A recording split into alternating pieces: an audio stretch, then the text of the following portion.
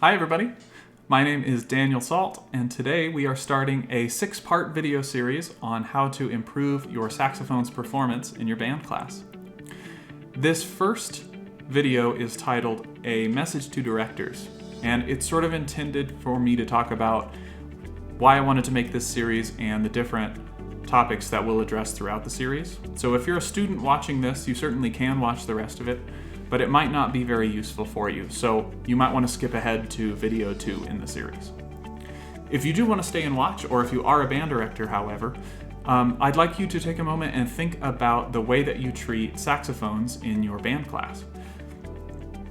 Saxophone, at least for me, is an instrument that often kind of gets put on the back burner when we're working on things in band, because it is so easy compared to some of the other instruments that we have to deal with. And I know as a band director, we have to make time cuts wherever possible in order to get everything that we need to done. So I'm hoping to address things in this video series that will cost you no extra time in class, or maybe very little extra class, another 3 or 4 seconds to make a very specific saxophone comment, and then you can be back to work normally. So that's kind of how I feel about my saxophone sometimes, is I wonder if I'm sort of leaving them behind because they have sort of an easier time beginning than some of the other instruments. However, some people also, when they're teaching the saxophone, even sometimes really good saxophone players, don't get really good beginning band saxophone results because they are teaching saxophone the same way that their band director taught them saxophone, who was teaching it the same way their band director taught them saxophone. And we have this sort of multi-generational saxophone pedagogy that stretches back for 40 or 50 or 60 or maybe 75 years. And the thing that is kind of shocking about that is that the saxophone is not even 200 years old, and we've been teaching it the same way for almost half of its life, maybe even half in some cases.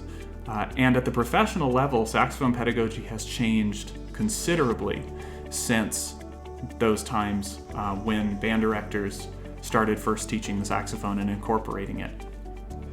The other thing about it is that most band directors at that time were not saxophone players. There weren't all that many saxophone players, and the ones that were there were clarinet players, so they had sort of an edge up to get started anyway.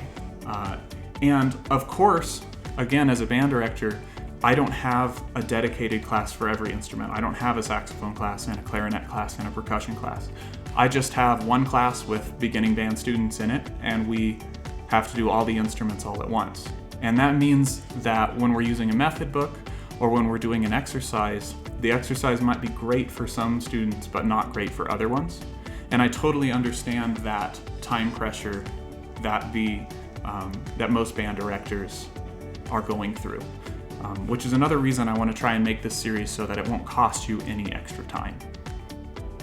So a lot of old conventions that people will use to describe things on the saxophone sort of kind of work, but they end up being incorrect in the long run, and they're not what professional musicians do.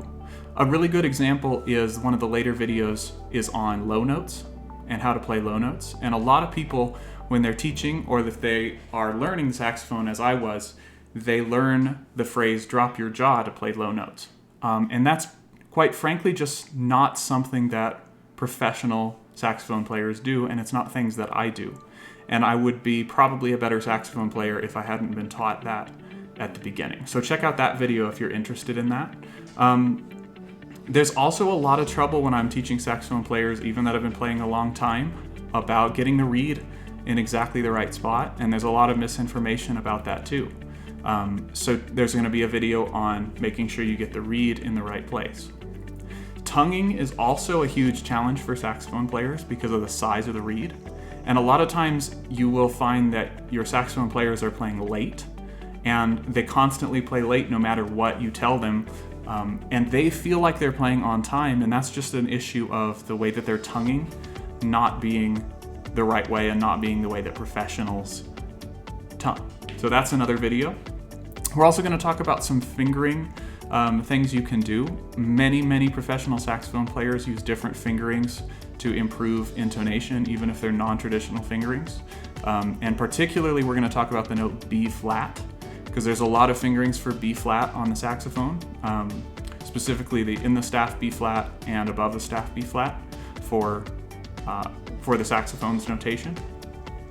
And we're going to talk about the importance of a good starting mouthpiece, and by good I don't necessarily mean expensive, but getting a starting mouthpiece that's going to let them be successful right away.